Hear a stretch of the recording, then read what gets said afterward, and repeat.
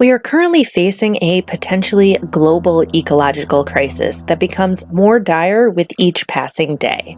Greenhouse gas emissions continue to rise. The pace at which our planet's biological diversity is dwindling is staggering. The soil, our oceans, forests, and fisheries are all being ravaged and our natural resources depleted. This is the world we as humans have created. Instead of one united world sharing resources and looking out for one another, we cling to nationalist pride, racism, and xenophobia, leaving us cold and indifferent towards the suffering of millions. This indifference, along with a systemic drive for prosperity over all else, has us replacing rainforests with commercial agriculture, soil with concrete, and complex ecosystems with simplified ones. To understand this link between human indifference and ecological devastation, I want to take a look at the theory of social ecology, which essentially understands all ecological problems as social problems. According to social theorist and political philosopher Murray Bookchin, the domination of nature by humans stems ultimately from the domination of humans by humans, and all of our social ills, and by extension our ecological ills, stem from domination and hierarchy. This is really what social ecology is all about. It takes a look at our place in nature from an evolutionary perspective and seeks to analyze problems that have arisen ecologically as a result of human intervention on the natural world. Bookchin thought that if ecological crisis stems from social relations, then in order to prevent further environmental devastation, we must create a rational, ethical, and liberatory society with decentralized and directly democratic communities. Social ecology is interesting because it not only contains within it a comprehensive negative program, meaning that it seeks to abolish established modes of hierarchy and domination, including capitalism, racism, sexism, basically all the isms, but it also establishes a reconstructive positive program centering libertarian municipalism and communalism, which I'll be discussing more in my next video. For this video, though, I want to dig deeper into how social ecology views human nature, domination, and hierarchy.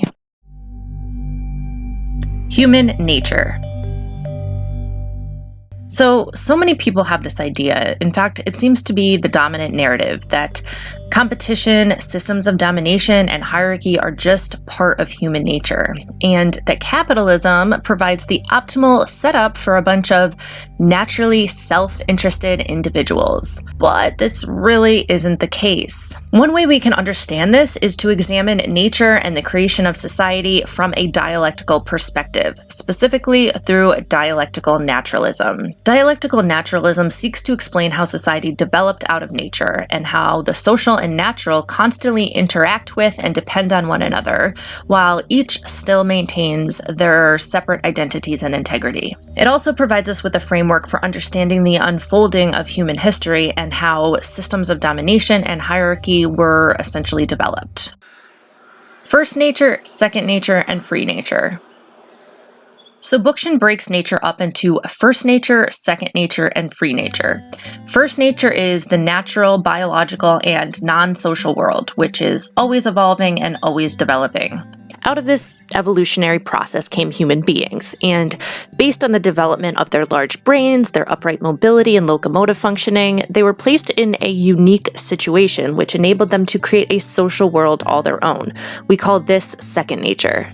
So second nature is society, or what Bookchin called institutionalized community, which evolved out of biological first nature, but maintained its own unique characteristics and identity. He makes sure to differentiate human communities or society from non-human communities. The way ants form communities, for example, is natural and instinctual. The way humans form communities is institutional, meaning intentionally organized, developmentally structured, and therefore distinctly human. The same goes for hierarchical relationships. Hierarchy requires an institutional setup that is top-down and authoritarian. There are set rules, intentionality, and this arrangement is designed to provide a framework for future generations. The relationships found in the animal kingdom, the predator-prey relationships, for example, is not hierarchical but instinctual or natural. There's no forethought or intentional organization, at least not in the same way as humans. It's important to make these distinctions because people will often look to the natural world to justify their claims that human beings are naturally inclined to create systems of domination and hierarchy because, look, that's how it is in nature. They'll point to the pecking order among birds or the dominance hierarchies established in wolf packs and say, see, that's the natural way of things. In fact, this has been a tactic of the ruling elite throughout history as they sought to equate their socially constructed hierarchical institutions with a fixed and natural community life, as if these human-made systems of domination were unalterable and even biologically ingrained in the human species. This was simply used to prop up and maintain the power of the ruling class. But human nature is not some fixed, immutable thing. Humans are highly adaptive, and if we were to go back and look at the anthropological evidence of early primitive societies, if anything, we would conclude that human nature very much values empathy, cooperation, mutual aid, and solidarity. Furthermore, our views of nature seem to be a direct reflection of our views on society and the social relations between people, not the other way around. And this can also be seen throughout history. As social relations change, so do our views on nature. Looking again at primitive cultures, for example, they believed that every living being had a soul. Equality and community were integral to their outlook on life. Elders were respected, and so they viewed the natural world in much the same way. Private land and ownership was unheard of. Land and resources were communally shared and respected. They saw themselves as Mother Earth's children and so sought to live in harmony with the earth. The dualism of Greek society was reflected in nature as well. For example, the slave-master, man-woman, polis countryside dichotomy was projected onto nature, and thus they saw nature as the separation or the divide of the cultivated and the wild, the orderly and the chaotic, to use Bookchin's description. Much of the medieval world saw nature as hierarchical, much like their society was hierarchical. They viewed the animal kingdom in terms of rank according to status, labeling the lion as the king of the beasts because they lived among kings, and described the lowly ants at the bottom as depicted by the lowly serfs at the bottom. Well, the same thing can be seen with the introduction of the market economy.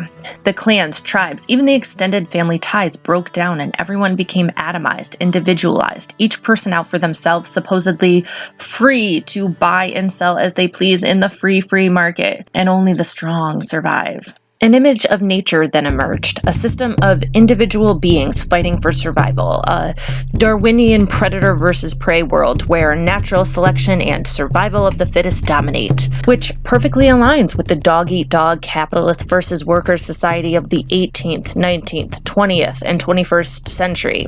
And now we reside in an era of corporate neoliberal capitalism, an era of super quantification concerned with accumulation, laws of supply and demand, and prices. I mean, we've created a new quantifiable nature. Nature itself has become a type of corporation, a type of computer even.